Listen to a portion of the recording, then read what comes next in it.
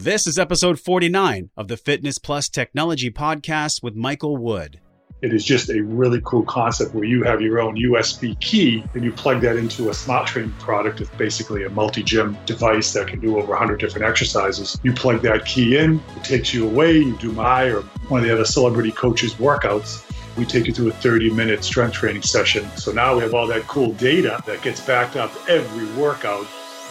Welcome to the Fitness Plus Technology Podcast for club owners, operators, and fitness professionals. I am your host, Josh Trent, and this is your number one trusted resource for the accelerating world of fitness technology. Each week, we bring you an expert interview with a global influencer at the crossroads of fitness and technology. You'll gain the insights, tools, and inspiration you need to stay connected to the pulse of what matters most for your fitness business in the age of exponential technologies.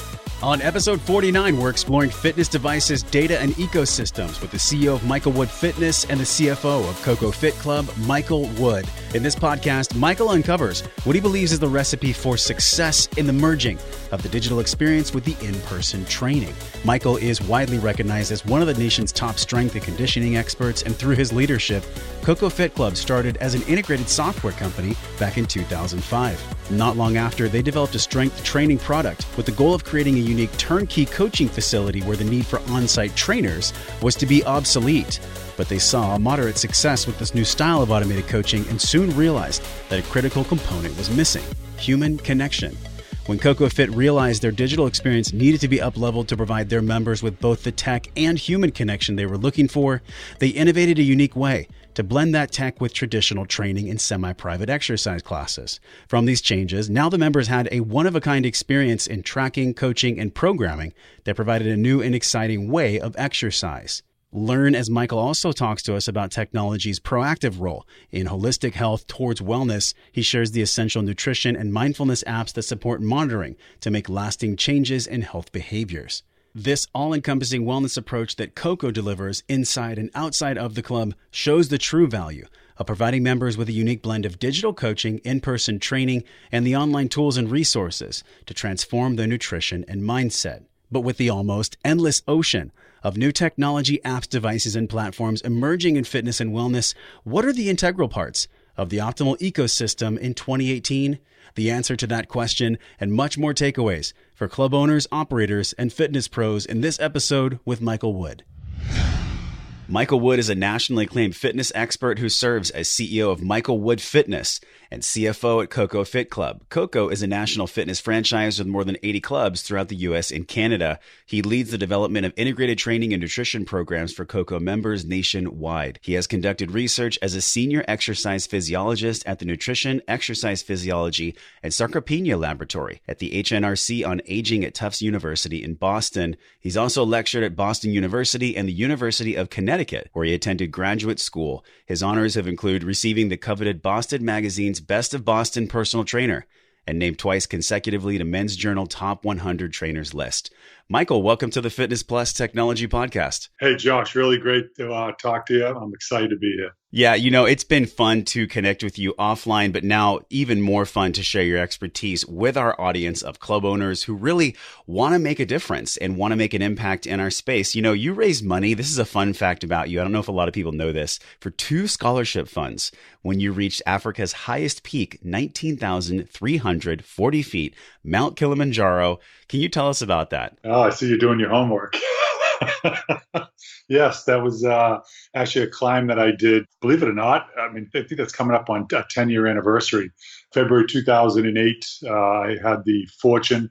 A lot of people backed me. Wouldn't have been able to do it if I didn't get a ton of backing to do the climb. We raised a lot of money, and that went to a scholarship fund with my daughter, and then also with Tanzania, some of the schooling that was going on in Tanzania and Africa. So I did the trip with Thompson Safaris out of Watertown, Massachusetts, and I highly recommend them. And it was a great adventure, and spent 12 days at altitude in Africa, tallest peak. Thank you for sharing that, because I think people know you as a fitness expertise leader and somebody who creates an impact, but being on a mountain mountain is a totally different category. So Oh boy. back in 1988, actually, you thought you were advanced. This is from a conversation we had earlier because you were the first trainer, fitness pro that had a computer. You went on for a couple years in training with Mike Boyle and really started kind of to cut your teeth in that industry in the 80s.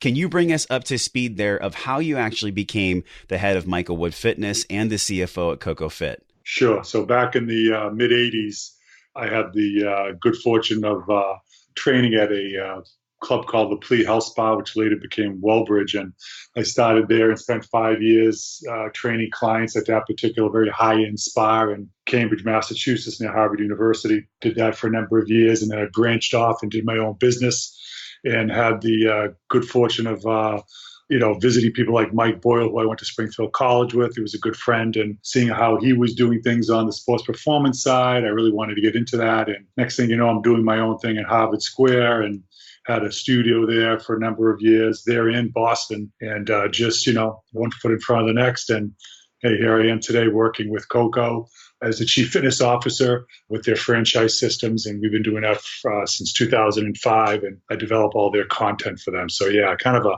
full spectrum approach in the industry, if you will. Spent some time as a strength coach at the University of Connecticut and worked with great people like Jerry Martin and Andrea Hootie there. And really every place I've been at, from Velocity Sports Performance to running my own business to Tufts University that you mentioned, I really have had the good fortune of working with great people, mentors like Dr. Hari Khalsa, who has a facility in Cambridge and is the Patriots chiropractic man. And I just really very fortunate. So all that information has kind of gotten me to the point where I am today. Yeah. And it's interesting because it seems like since the 80s, starting with that first computer in the training room, you've always had an interest in technology. And so today we're really highlighting this, the devices and the data, Michael. There hasn't been more than there is now. I mean, there's so many things that are really distracting to club owners. And also when we look at technology devices, whether it's a wearable or rings or stick-on sensors or smart compression clothing, whatever it is,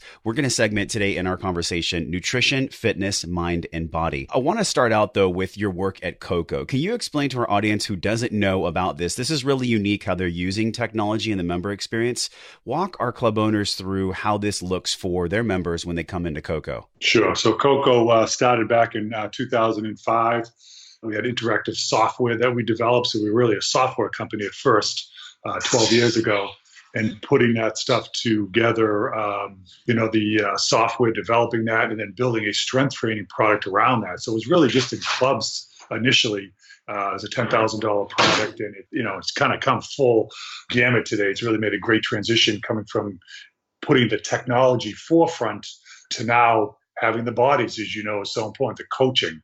So we have this double whammy in this digital world, this digital gym of ours with great technology, but the coaching is the critical piece. So we fused that together and have gone from just in the club experience and now work exclusively with owners, opening up clubs in the US and Canada. We have more than 80 clubs now. And it is just a really cool concept where you have your own USB key and you plug that into what we call a smart training product. It's basically a multi-gym device that can do over 100 different exercises. You plug that key in, it takes you away. You do my or one of the other celebrity coaches' workouts, and we take you through a 30-minute strength training session.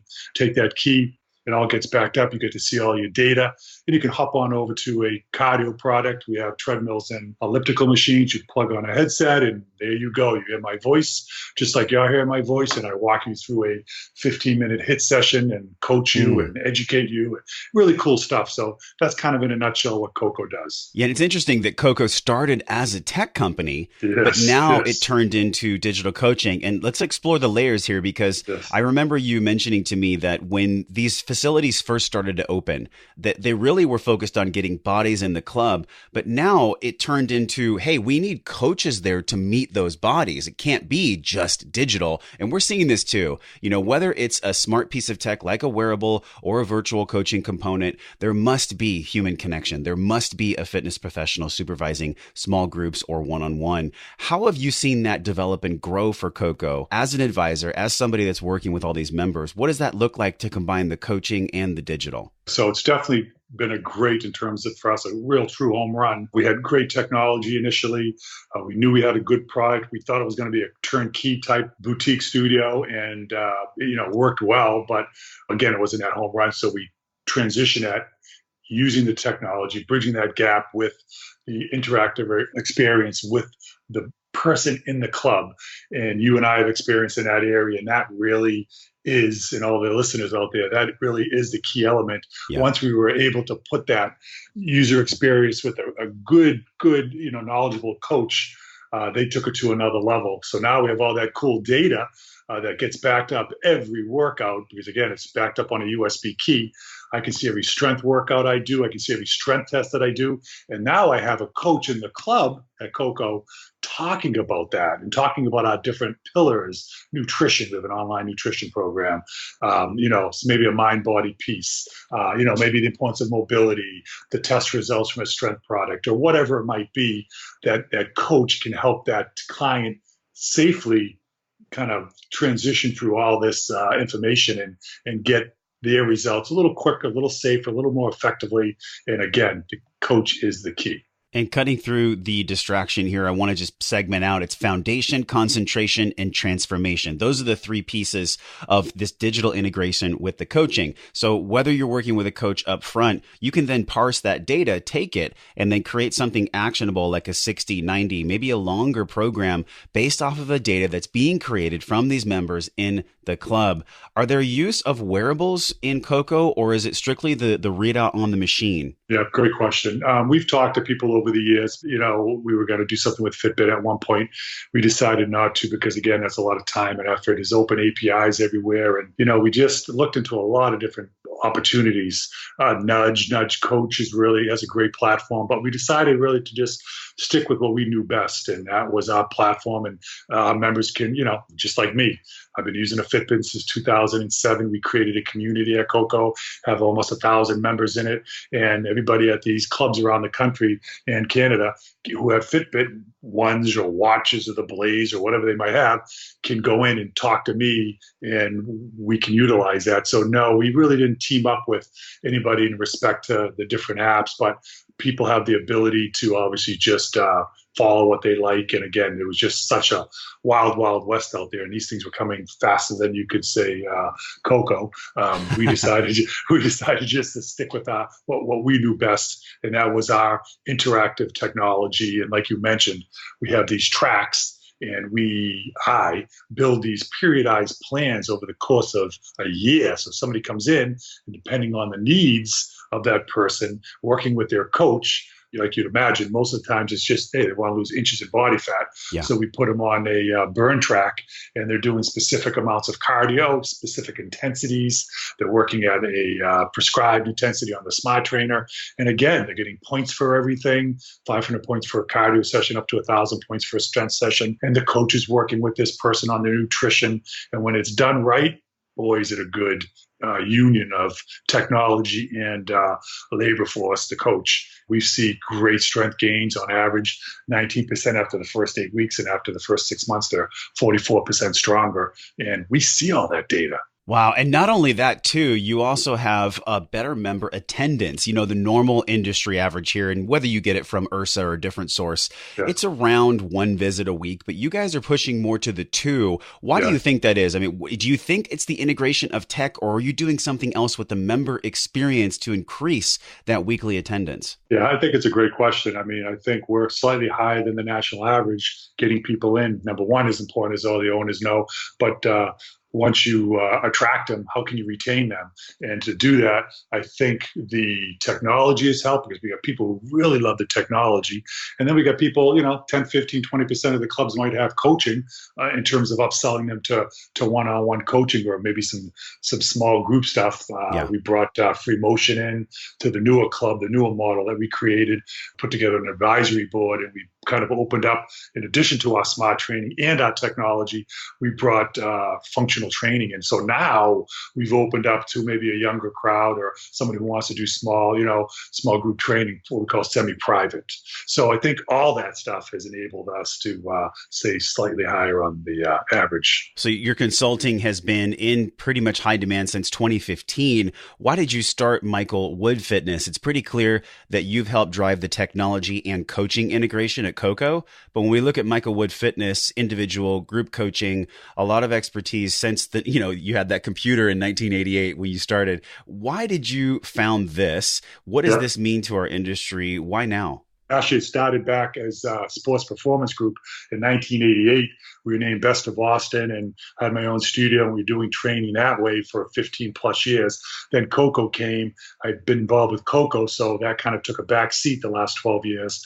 And now the last couple of years, I've been able to do both.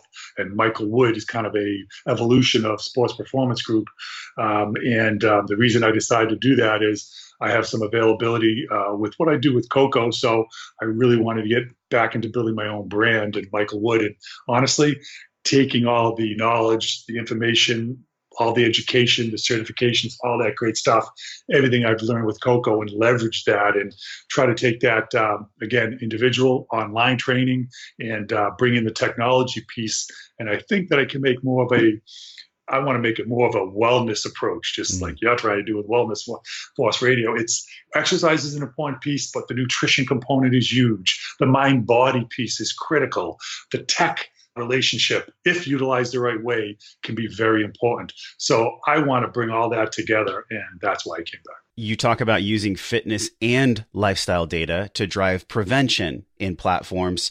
That's one of your passions that you speak about. What does this mean to you to combine this? We're going to get into nutrition, fitness, and mind body in just a second here, but I want to paint a picture before we dive in of the integration of fitness and lifestyle data. What do you believe that looks like? Again, spending a lot of my time. I've been doing this for close to 30 years come next year.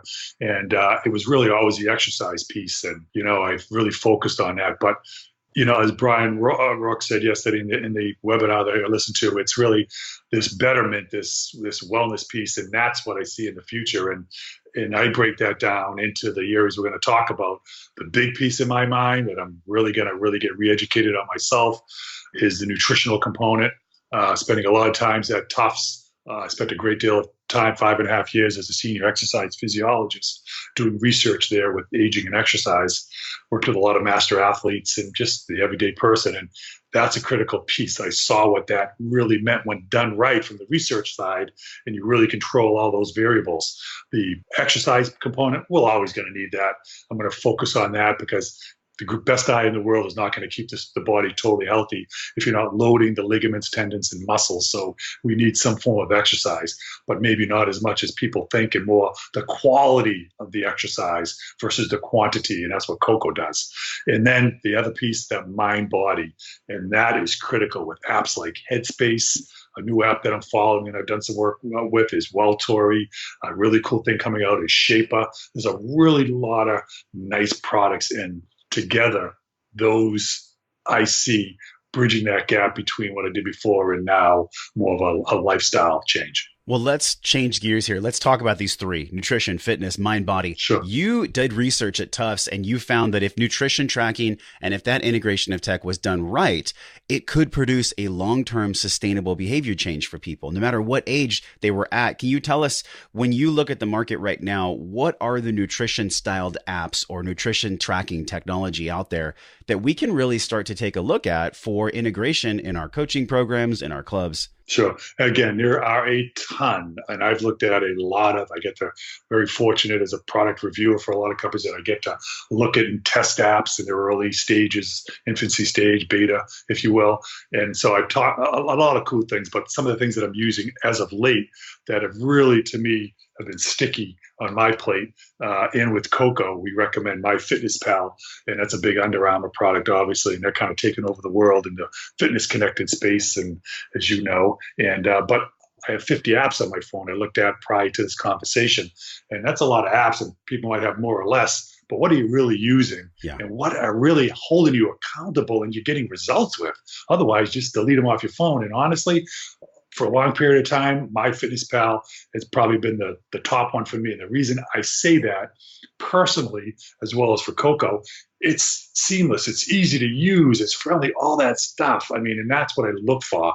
That's something that can really help, like you mentioned it, that create a change, create a mindset, behavioral change in the way you do something. For me, let's use the example of added sugar. I constantly watch my added sugar, and I do that with my members at Koko. I do it with my private clients. If we can get people moving, put a Fitbit on them, get them building up to 10,000 steps a day, watching them get a little exercise. It doesn't have to be a lot, but really start to plug in some cool things on the nutrition side, like decreasing their added sugar, keeping the men at 150 calories at 38 grams a day, the women at 100 calories, 25 grams a day. You can do that. And most people are over 100 grams a day in terms of an intake. You could do something like that. You are going to drastically change somebody's life. And we all know the exercise piece works, but we have a hard time combining a lot of these things in the MyFitnessPal app with some of these things that I'm talking about, with helping you do a food journal, which watching the added sugar. I love a couple of these things that I use have you can take the picture, look at the barcode, scan it right away. You can see the added sugar. That is probably my number one thing with MyFitnessPal app. Two others that I really like in addition to MyFitnessPal. One I recently found is called Sugar Rush. And all it is, because I'm always interested in sugar. And to me, fitness really starts from the inside out. So when your next physical, get a real good blood profile done. I use Inside Tracker out of Cambridge, Mass. to look at some of my information there. And then I use this Sugar Rush that is just basically, again, does one thing. Takes a picture of the food via a barcode and tells you how many teaspoons of added sugar in there. That is great. We're definitely going to link that in the show notes. I have not heard of this before. This is by Fooducate, Discover Added Sugars in Your Food. Have you integrated Sugar Rush or MyFitnessPal into the Koko experience, or is that more of your private consulting? Private consulting, but Koko, we've integrated into we have our online nutrition plan called Koko Fuel, and MyFitnessPal is highly recommended by the nutritionist who built the program, Deborah Ween, who's an MSRD out of Boston. And so we added that. We haven't partnered with them, but we highly recommend MyFitnessPal. And the Fooducate you mentioned is my next one because it grades A, B, C, D, F on foods, and then they have teamed up with Sugar Rush. Those are my three nutrition that I constantly seem to be using. So I like to recommend those three. Wow, Michael, we talked with Josh Cherry on the show, and we mentioned seamless experience. So all the apps you've talked about in our nutrition category, nutrition, fitness, mind, and body, MyFitnessPal, Fooducate, Sugar Rush, there are a lot out there. These are the ones that you've seen produce an impact. My curiosity is around a press release from Fitbit, where they announced in September, Fitbit and Dexcom have partnered to develop continuous glucose monitoring experiences for people living with diabetes. I believe this is just the beginning. There are people like myself who have studied the work of Rob Wolf and really getting these different varied macros. And we look at how carbohydrates affect not just ourselves, but our members, different types of foods. Potatoes might make someone's blood sugar rise one way, while your neighbor might not rise at all. So we're all unique, just like our thumbprint. What do you see in your research for continuous glucose monitoring, since you do have such a focus on how sugar affects the body? Oh, I think it's huge. So first, personally for me, and we may have a little bit of a family history on my side with blood sugar. So, some people recommend in terms of glucose levels when you get your blood done, 130 in terms of the measurement. We like to look below 100, even 80. To do that, Inside Tracker has really, again, that company Inside Tracker has really enabled me to take a regular physical, look at my blood and see, what's going on with my testosterone, what's going on with my glucose, what's going on with my cholesterol. And more importantly, they teamed up with Tufts University, who I used to work with as a physiologist, and they have a great team hooked in with them, and they make recommendations of foods. So when you see something like glucose being constantly high, hey, what do I do? What can you recommend? As you know, the numbers for pre-diabetic is growing every day. Yes. The numbers are huge. Diabetes is 2 point whatever the million number, I forget what the exact number is, but millions of people in this country don't even know they're pre-diabetic, metabolic syndrome, diabetes. And if you have an app like or a program that you tied into like Inside Tracker, when you get your blood work, hey, just don't put it aside like we all do. Do a deep dive and look at your glucose and start tracking that.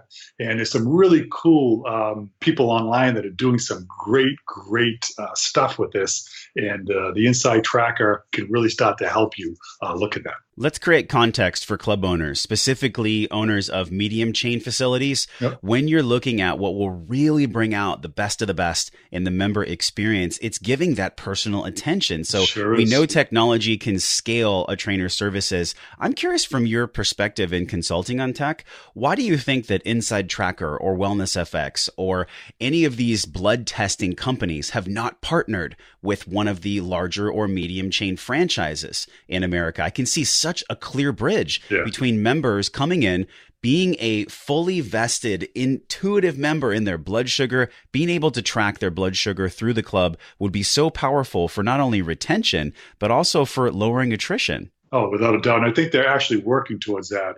I believe that somebody like Inside Tracker, and there's a lot of companies like this that are actually trying to, they're knocking on the doors, trying to get into some of these clubs. But sometimes, let's face it, I'm not saying all, but some of the big box clubs are interested in what? Getting members, and that's it. Thousands of members. They know less than 1,000 members are going to come in on a regular basis, and it's all about the EFT for these clubs. And they don't really care about some of this stuff. They're just making X amount of dollars for thousands of members. And like you mentioned, the key is the personalization. That's why the boutique studios, you've been in it and I've been in it for a long time. I think they do well because they just honestly care a little bit more. I think they have less members. They can focus on more of the client, the full spectrum, if you will, A to Z with the client. And people are starting to understand the best diet and exercise program in the world is not going to change somebody if you can't change behavior, if you can't change mindset. And I started this program called TBC 30 just to look at this stuff because it's a big problem. I can get anybody stronger. Any good strength coach or personal trainer or coach can get somebody stronger. But can you really have an impact on somebody's life like we're trying to do at Koko? And we do that from the inside out. First by building lean tissue, sure, but looking at blood profile too. Wow, this is so advanced, Michael. I mean, I'm seeing the way that you're diving not just into the diet and exercise, but how somebody's biology is responding to the stimulus you're providing. And I think that is a missing piece right now in 2017, 2018 that I'm so stoked you are putting out there in the industry. When we look at the mind-body component, nutrition, fitness, mind-body, you mentioned Will Torrey, you mentioned Headspace, and you mentioned Shape-A.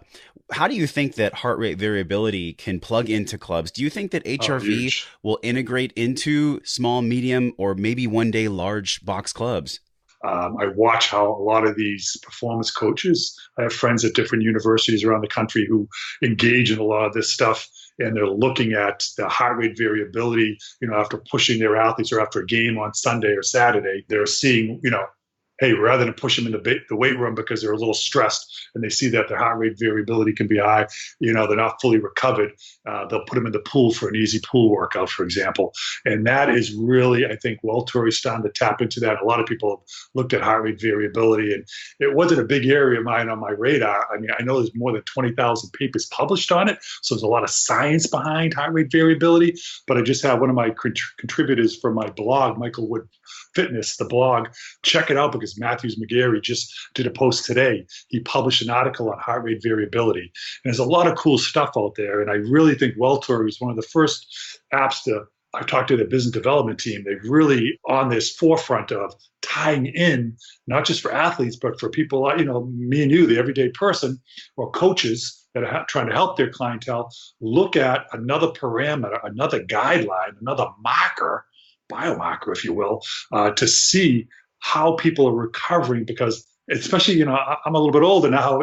As you get older, it takes a little bit more time to recover. And if I can get a quick fingerprint with my phone and look at my, that variability between each heartbeat, and they can look at my stress and energy levels and make a recommendation, then I'm another tool for the toolbox, if you will. And I'm going to look at that as a coach. And platforms like Nudge is a good one. I've talked to those guys earlier, Matt Gamble and some of those guys. They have Nudge Coach now. They have these platforms, and they're integrating all this API with a Fitbit or hopefully a Will Torrey one day. And those guys are starting to do it. But I just think people's eyes aren't opened enough. They get so busy, running a small boutique gym. And I know how hard that is. Believe me, I talk to our Koko owners every day, but me on a personal note, I've done it for a long time. I know it's a lot of work, and I think they just get caught in the weeds, and they can't just kind of get out and work on their business. They're always inside working inside their business, and they need to kind of back out and look at some of this stuff like I'm doing, and hopefully not everything, but hopefully we can, and people like us can do the due diligence on some of the stuff and clear the air and find out what of the best apps work. I'm glad that you brought that up. I mean, that is one of the core tenets of why we do the podcast, is to cut through all the noise out there and provide some clarity. And I think we've really gotten that from you today, especially when we look at this concept of applying diet and exercise, yes, and using tech to make that seamless, but also understanding the blood work and how that might tie in, understanding HRV and how that might tie into a true comprehensive member experience. We hear this a lot, Michael, in our space. How do we improve the member experience? How do we take that member from being overweight on the couch to being in the club and engaged emotionally and physically? So thank you for this reminder. I'm curious, when we look at your past 30 years, when it comes to fitness and tech, what is the functionality, either wearables or platforms or any SaaS platforms, that you believe will truly make an impact in 2018? I know you don't have a crystal ball, but when we see all the things we've talked about today, what do you feel will really move the needle for profit and for health? I think a big piece, something that could really help bridge the gap is, I think there's a lot of stuff with the nutrition and exercise, but I think, let's face it, we have 17, 18% of the people in this country go to a gym, maybe not even on a regular basis, but they go. And what's the other 85% doing? And 30% don't even work out. 5% work out at a vigorous level. We aren't really doing a great job of getting people to exercise. And I think sometimes if we could tie in more of the mind, body, and find out what's going on to really attract a soccer mom, a former college athlete, someone who had a postpartum, whatever that type person might be in their background and their experience. I really think it comes down, and I'm trying to get more educated in the area of mind, body, get people into a meditation like a headspace and help them clear their mind so they can think a little bit more, put themselves first, and then maybe the realization of, hey, I got to get better with my diet and exercise will come. But I really think we don't hit enough on the mind, body piece. And if we can do that a little bit better, I think that's going to really help. And I think I see that being a big thing. When I saw Headspace go public and the money they got, I mean, that's incredible. And the reason I love that app, and I'm not tied in with them at all, I just love it. I used it, the 10-minute meditation pieces that I even had actually started paying for it for a while. I just think it's really good. It clears your mind. And I use it in the morning, and I could see if I recommend it to my private clients and to the Koko members that, wow, hey, maybe we just got like a computer, cache it a little bit, clean that memory, and we can think clearly again and come to understand that, wow, now that I'm free and I freed up a little headspace, I can now start thinking about the importance of diet and exercise. I think we get so busy with the noise in our minds that a lot of people don't even get to the steps that are critical that you and I do, and that you and I know, the exercise and diet piece.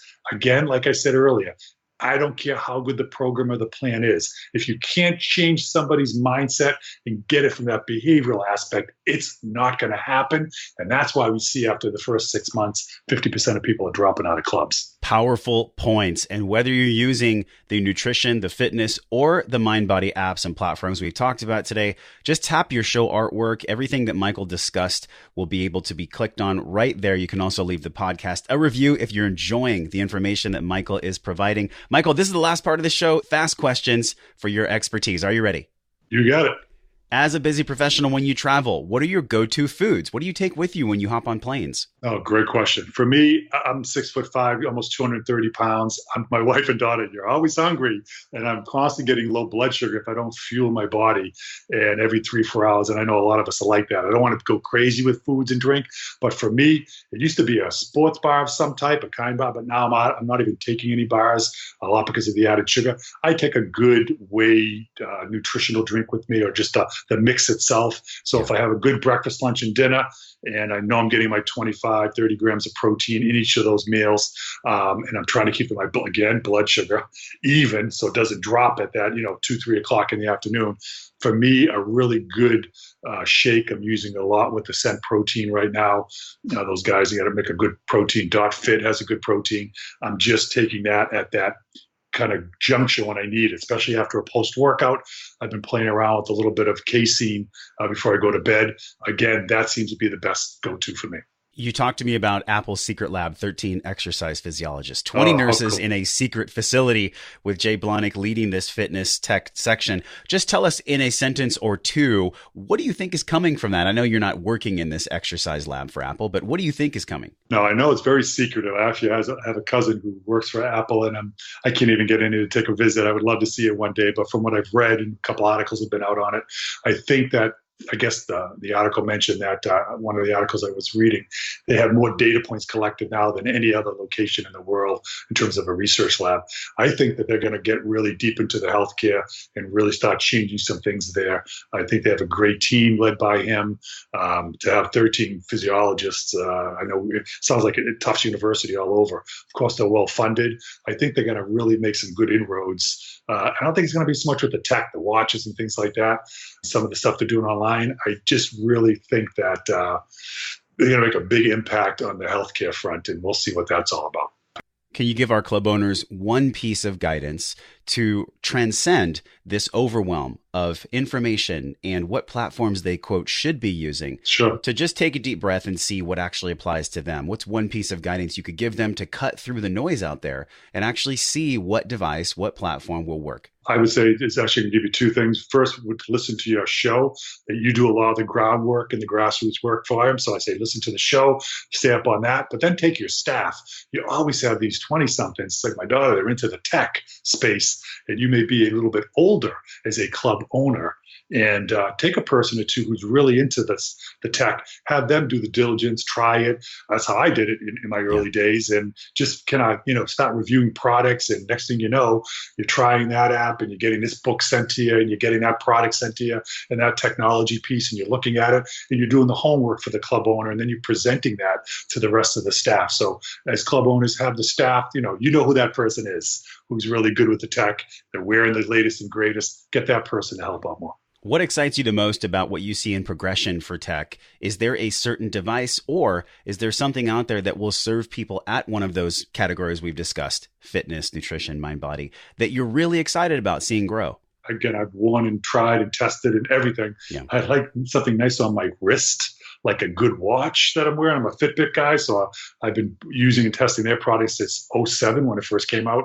I have a lot of data with that, so I like that. But honestly, in addition to something like that I could wear, I'm really into some of the platforms that are being built, like a Nudge Coach. And again, I'm not being backed by Nudge, but I just love something that I can go in as a coach or a business person and be able to, through some API and connect with different companies like a Fitbit or whoever it might be, Apple, and look at all this data. And again, sometimes too much is too much, but to have a couple select criteria, a blood profile sample with Inside Tracker, a Fitbit number looking at my daily steps, maybe a glucose check, and have a platform that looks, in addition to what the person's doing with training, that can just open my eyes up a little bit more and maybe help on the prevention side to let somebody know that, wow, cholesterol's high, blood sugar's high, hey, you're inactive, we got metabolic syndrome with a red flag kind of a thing. So I think I'm going to keep my eyes open on some of these platforms. Well, thank you for reminding us in so many points during our interview today about proactive versus reactive. You talked about using the mind, body, the fitness, and the nutrition components when we look at tech and how that really looks inside of a fitness facility. You can learn more about Michael at michaelwoodfitness.com. Michael, thanks so much for coming on the show. Really a lot of fun. Thanks, Josh. Michael reminds us of the incredible potential of fitness tech when combined with dedicated coaching and human connection. In this era of exponential tech growth, what is most important to fit pros and operators is to understand their unique and signature type of service that utilizes the best of the best in tech, but also formulates that trusted bridge from a member to a dedicated coach. Michael shared that Koko's digital coaching model did not find true success until the physical coach was inside the gym. Whether it's for personal training or facilitating the integration of Koko's technology, that human connection aspect is such a critical piece of ongoing success. It's important to remember that fitness begins from the inside out. While of course exercise is an essential piece to any wellness routine, Michael believes we must now pivot in the fitness industry towards a comprehensive wellness approach with a key focus on mindfulness. He recommends apps like Sugar Rush to help regulate our intake and glucose levels, and Inside Tracker to get a better understanding of our biomarkers. But regardless of whatever device or application used, it's the true integration of personality, technology, and human connection that help to drive a successful ecosystem. Thank you for listening to the Fitness Plus Technology Podcast. Here's a quick message from Brian O'Rourke. Hello, everyone. This is Brian O'Rourke. Thanks for listening to the Fitness Plus Technology Podcast. I also want to extend our thanks to Josh and the many, many wonderful professionals who've contributed their time and expertise for free for the health club and fitness industry at large. Wouldn't you like your fitness brand, product, or service to be featured on a podcast like this? I know I would. And that's why the Fitness Industry Technology Council, myself, and our companies like Moon Mission Media, Baderi Ventures, and Vertimax, among others, have been underwriting the podcast for the last 9 months. Check the show notes for details and consider becoming a sponsor. It's a great way to reach thousands of industry professionals in the fitness and health club space and be a part of educating people on technology adoption and all the opportunities it's going to provide. So please consider joining us here at the podcast, and we look forward to the many series of podcasts ahead. Thanks so much.